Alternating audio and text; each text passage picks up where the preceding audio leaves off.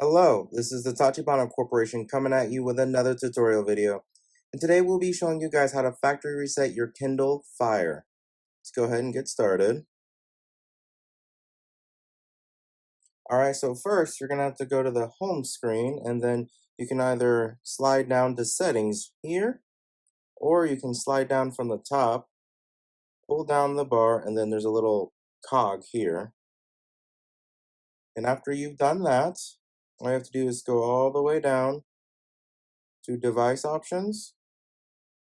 And then there's this option right here that says reset to factory defaults. And then it gives you a warning telling you what it's about to do. Go ahead and hit reset. Factory resetting. As you can see, it's finished rebooting now. Probably setting all the files in place. And just like that, it has completely erased everything on the tablet and has it reset up for when you want to hand it off or sell it.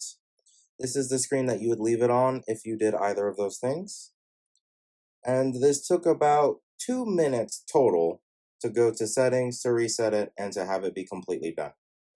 So I do believe that is the end of our factory reset Kindle Fire tutorial. Let us know down in the comments what you would like to do a tutorial over next, and we will go ahead and catch you guys next time.